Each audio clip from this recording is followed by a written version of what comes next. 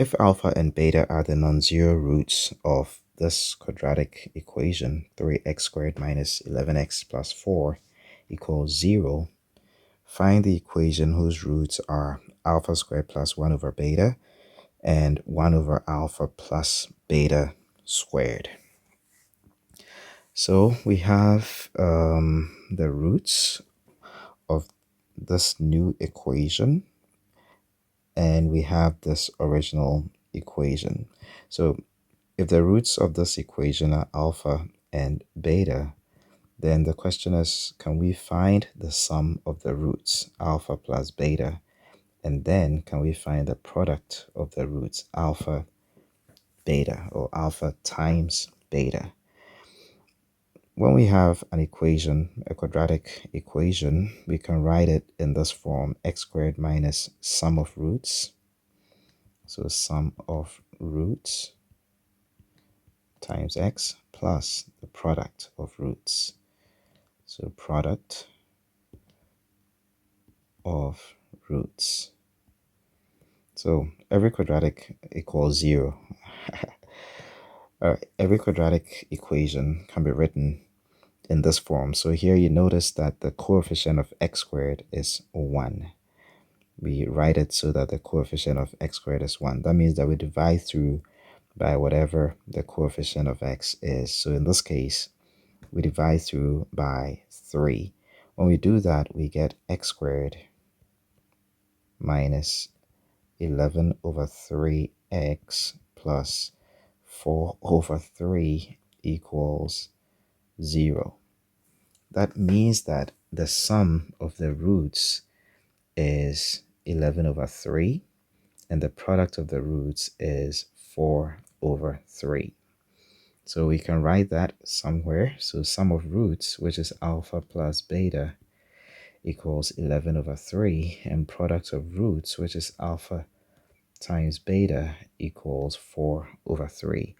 Now, when you write the general form of the equation, or if a quadratic equation, ax squared plus bx plus c equals 0, if you try to do what we just did, where you divide through by a, you get x squared plus b over ax plus c over a is equal to 0.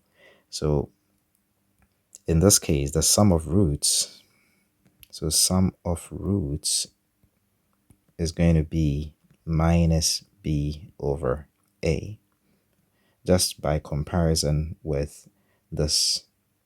Let me write it. By comparison with this equation, this is what we're going to get, that the sum of roots is that, and the product of roots is going to be c over a. So you're going to see this in a lot of textbooks, that when you have a quadratic equation, no matter what it is, once you can write it in this form, ax squared plus bx plus c equals 0, the sum of the roots of the equation is going to be minus b over a, and the product of the roots is going to be c over a. But that's exactly what we did here.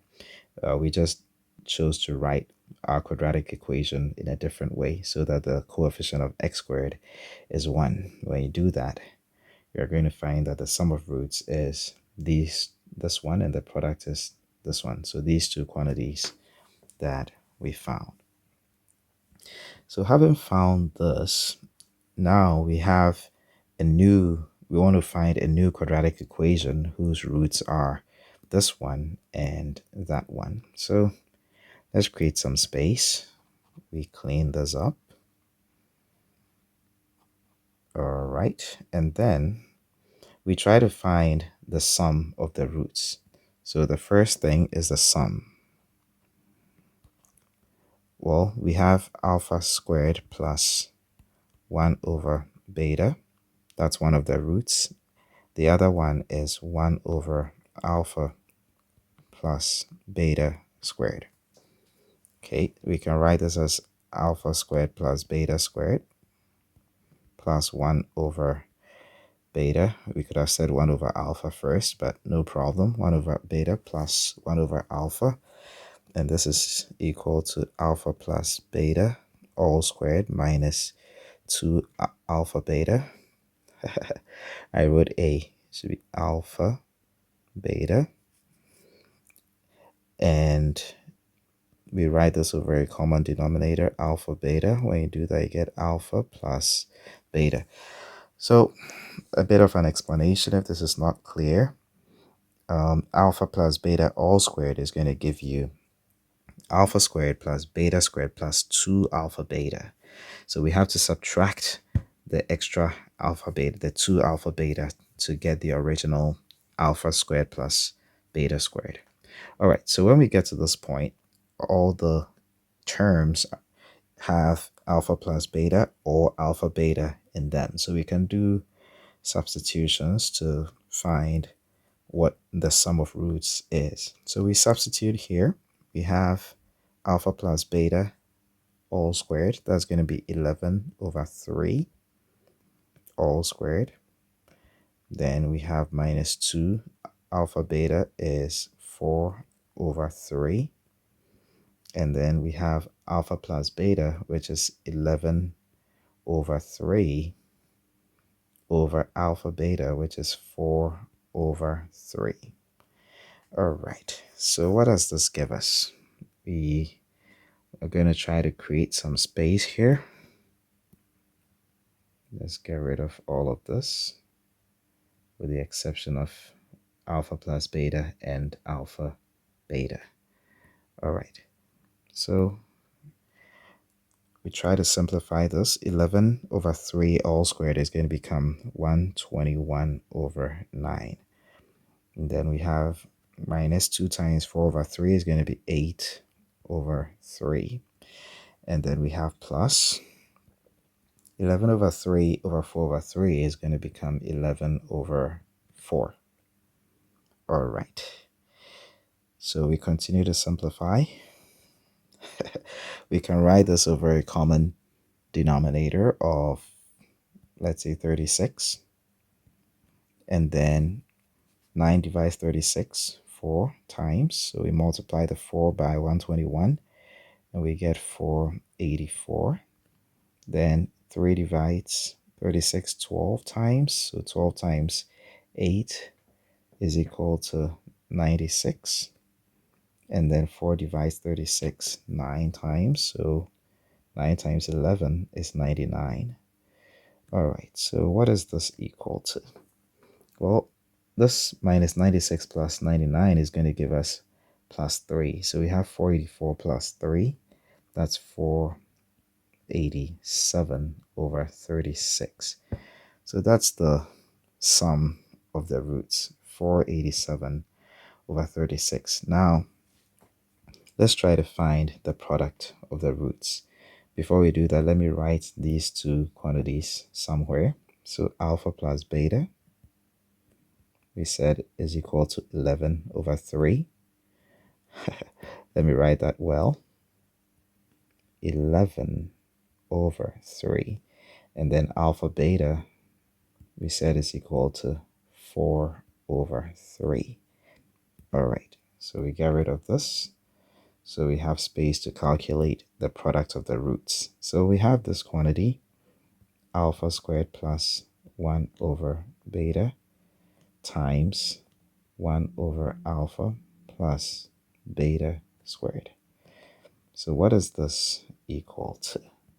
Well, we do multiplication the usual way. We first take alpha squared times 1 over alpha. That's going to be alpha. Then alpha squared times beta squared is going to be alpha beta all squared. Then we have 1 over beta times 1 over alpha is the same as 1 over alpha beta.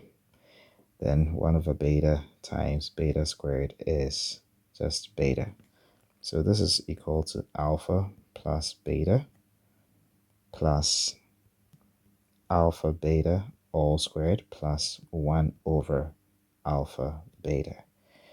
All right, so we do our substitutions again. Alpha plus beta is 11 over 3.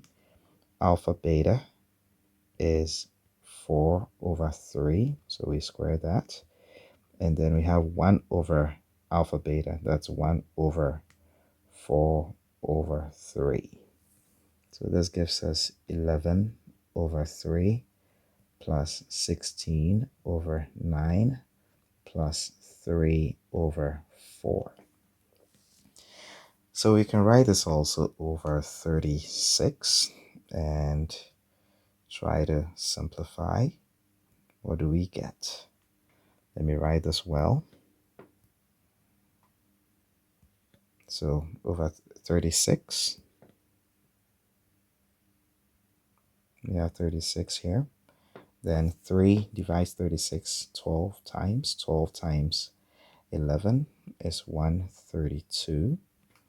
Then 9 divides 36 4 times. 4 times 16, 64.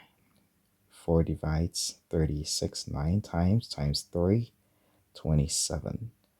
So we try to simplify this. 132 plus 64 plus 27. What does that give us? It gives us 196 plus 27. So we have 223 over 36. All right, so we found the sum of roots. This is the sum of the roots, 487 over 36. And we found the product of the roots. That is 223 over 36. So now we're going to formulate our quadratic equation using what we stated in the beginning, that every quadratic equation can be written in a certain form. So doing that, we said every quadratic equation can be written as x squared minus sum of roots.